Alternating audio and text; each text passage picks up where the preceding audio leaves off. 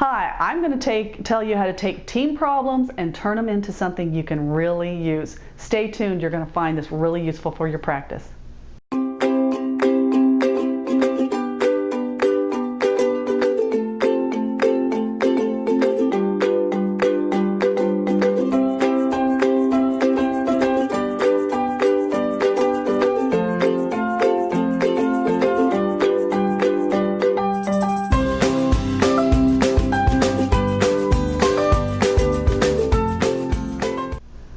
Hi, this is Ginger Bratzel from New Patient Attraction Automation and gingerbratzel.com. I'm the author of The Secrets of Creating a Prosperous Dental Practice. I'm leaving that in there. We're all human, we make bloopers.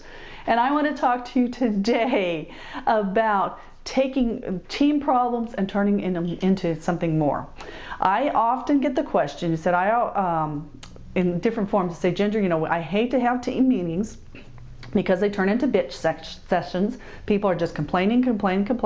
They're really mean to each other, and so we stopped having them. And that's the worst thing in the world, because if you're having that kind of conflict, then you have a bigger reason to have team meetings.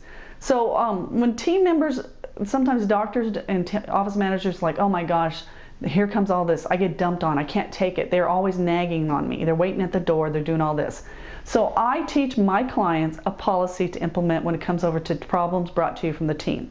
Because the feelings we want to do is just to shut down. Say, I don't want to hear it, Mary, save it. I don't want to be involved. I've had enough. It's been a rough day. And we just compartmentalize that and put it away. Well, that is really slowing your success down. Because if they're seeing it and they're bringing it to you, then it needs to be addressed. But how can you do it without taking on the burden and the weight of the negativity? Well, I have a policy that I teach my clients to make sure we have success and the team is solving and involved in the problem. So we have an open door policy. That's what my clients would teach during office meetings. We have agendas, so there's prescribed times. And whenever they have a problem, they're welcome to bring it to you and to the rest of the organization. But here's the deal.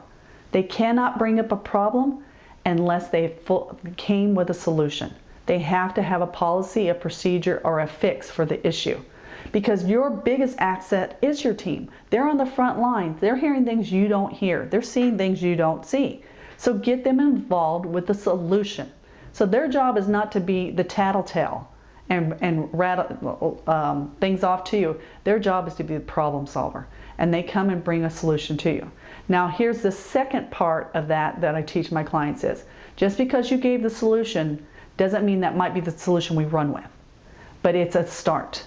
It opens up the dialogue, it opens up the thought process, and it starts the brainstorming thing. So when the team has a problem, they can bring it, but they have to have a well thought out solution. And you can even go so far to have them write it down. Because if it's that big of a problem and they're that involved in it, they're going to start bringing you well thought out solutions. And that's going to nip the nitpicking in the bud. And when they're personally attacking somebody else, they can't attack them. They have to solve that problem, help them do it. And it's not, Betty needs to do her job, is not an answer. It's part of involvement, it's taking on all responsibility, and it's part of the process. So welcome team problems and discussions. Have them structured, and they have to have accountability with them. They can't anonymously put them in place. They have to have weight behind it. And you can start the process of solving the problem with their solution. It gets the wheels going. Take this, it's going to make you not hate your team coming up to you with ideas and stuff. No sticky notes sitting on your desk saying, doctor, you need to fix this. It's about a dialogue, and it's about opening it up. So don't be afraid of it. It's not personal. It's not confrontational. It's part of the process, because we want your practice to always be growing, and they're part of the process. Until next time, this is Ginger Bratzel, signing off. Bye-bye.